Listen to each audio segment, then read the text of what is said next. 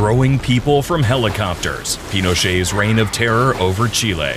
Augusto Pinochet became president of Chile on the 11th of September 1973, when, with the support of the U.S. government, he successfully overthrew the country's democratically elected president, Salvador Allende. What followed was nearly a 17-year-long attack on Chilean human rights, democracy, and way of life that still reverberates in the country to this day. It is not known where all his victims' bodies are buried, both metaphorically and literally, as the true depths of Pinochet's political regime of terror only began to be revealed after several enlightening reports were published in the early 2000s. Who was Augusto Pinochet? Before his rise to power, Augusto Pinochet was a career soldier, born on the 25th of November 1915, in the port city of Valparaiso. He worked his way through the ranks to become the youngest student of 1948 to enter the Academy of War at just 32 years old. From there, his career took him from Chile to Ecuador and back again,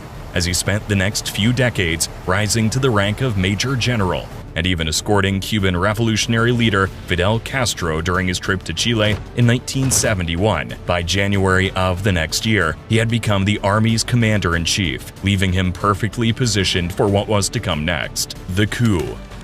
In the last 2 decades, declassified files have revealed the extent of the CIA's involvement in the Chilean coup, including nurturing the country's political climate to a place where a coup would be accepted, destabilization of President Allende's rule, and on-the-ground support in the case of potential failure. With an already weakened government and almost complete loss of control of the armed forces, one of the prime catalyst moments for the coup was when the commander-in-chief of the army, Carlos Prats, resigned and was replaced with someone Allende thought he could trust: General Augusto Pinochet. On September 11, 1973, the armed forces were ordered to surround major cities and areas with the potential for resistance, and cutting off communications with a clear message: they would not be afraid to kill those who defied them. Allende, despite knowing the likely outcome of the situation, refused to flee. He died in the presidential palace, and although official records claim his death was suicide using a rifle gifted to him by Castro, plenty of other evidence points to his murder by Pinochet's henchmen. Despite minimal opposition, the days following the coup were so bloodthirsty, it's unknown how many people actually died, as estimates varied from 2,000 to 10,000 casualties. One thing, however, was clear: the coup wasn't targeted just at political leaders, but anyone Pinochet and the armed forces saw as a potential threat, and even those that they didn't. Working-class people experienced bombings, roundups by the armed forces, and large-scale raids and imprisonments. Political prisoners suffered torture and brutality before their eventual murder. Some of the more shocking reports detail instances of severe beatings, psychological torture, hanging prisoners by their arms for long periods, suffocation, severe degradation, and assault, among many other horrific atrocities. After the coup was over, the new leader, Pinochet, told the press that he was only elected as the first military head due to his age, and that each armed forces chief would have their turn. The reality was that he would do anything to stop that from happening, including the murder and torture of anyone who opposed him. Pinochet's reign of terror really grew in intensity less than a month later: the Caravan of Death. On October 15, 1973, he sanctioned a series of targeted, brutal attacks that left a trail of death in their wake. He looked to General Sergio Arellano Stark, another coup leader, to spearhead the so-called Caravan of Death, claiming he was simply streamlining the justice system for political prisoners and regional representatives of the old Allende government. In other words, anyone from police chiefs to trade unionists and civic leaders were targeted and found themselves suddenly acquainted with Pinochet's newly formed death squads and marked as political dissidents. The Caravan of Death traveled via Puma helicopter to the major Chilean cities of La Serena, Copiapó, Antofagasta, and Calama, leaving a trail of 68 deaths in their wake in just over 4 days. Most of its victims were political opponents that had actually turned themselves into the new Chilean government, only to be immediately beaten and interrogated once incarcerated. Most bodies were later found in common graves. However, 14 were never recovered, and it's possible they became some of the first to be thrown from the helicopters into the ocean. as it was later reported occurred during Pinochet's regime. These mass executions were a statement by Pinochet on how he intended to run Chile and attack non-violent opposition and even civilian supporters of the old government.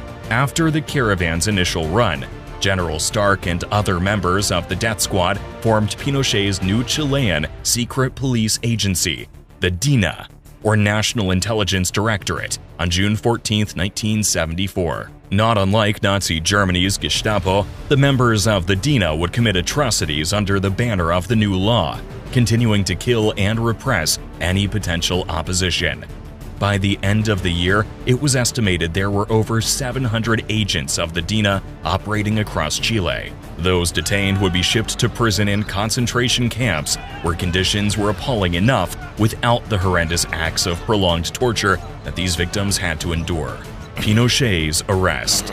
Despite his brutal tactics for remaining in power, Pinochet lost a 1988 mandated election, eventually retiring the presidency in 1990. When he stepped down, he became a senator for life. But despite all his attempts to remain untouchable, he was finally arrested in the UK in 1998 at the age of 83. In an unprecedented move against the still powerful Pinochet, Spanish authorities pushed for his extradition, and subsequently countries like the United States were pressured to release classified documents about their involvement in his regime. Among the atrocities discovered was the fate of Chilean nationals who had disappeared during Pinochet's tenure, revealing information on some of the infamous death flights that occurred across Chile and other Latin American countries in the 70s and 80s. Death flights and the Rettig Report. In 1991, the Rettig Report was released, an in-depth inquiry into the human rights abuses that occurred under Pinochet's dictatorship. In it, multiple victims of Chile's death flights are identified. These flights largely took place in Puma helicopters and were responsible for rounding up anyone they saw opposing Pinochet, ultimately drugging them and throwing them into the ocean. Tragically, this meant many people never learned the fate of their loved ones, nor were able to seek closure through the return of the bodies. Across the Rettig Report, multiple specific incidents of death flights or the use of helicopters and the removal of citizens were mentioned, the first of which was on September 25, 1973, just 14 days after Pinochet seized power. Ricardo Bustos Martinez, a 21-year-old civilian with no political ties, was arrested, beaten, and put into a helicopter. He was never seen again. Later, on October 11th of the same year, a teacher and member of the Radical Party named Luis Barrientos was arrested and put onto a helicopter. His body was found at the mouth of the Imperial River, making it extremely likely that he was actually murdered on the helicopter and then just thrown out of it. Other reports within the document reveal similar horrendous acts of violence. A former communist official, Humberto Rodriguez, was literally gutted with a knife before being thrown into the ocean. In another instance, another Communist Party leader, along with other drugged prisoners, was thrown into the ocean after being sliced open sometime around October 20th. In 2001, more of Pinochet's crimes came to light. Under the new Chilean president, Ricardo Lagos, further investigations uncovered the fate of 120 missing detainees who were tossed from helicopters during his regime.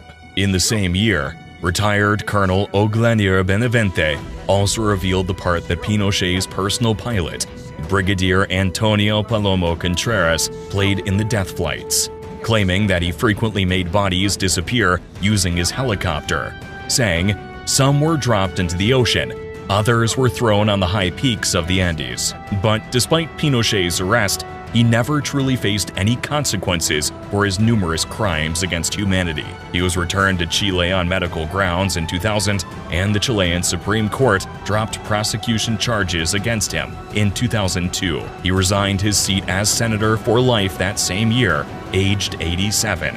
And passed away on the 10th of December 2006, having lived the long life he had denied so many others. We've got something amazing to share with you all. Thanks to our supporters in our growing Patreon army, we've been able to produce a bonus chapter for our video World War II guns still being used today.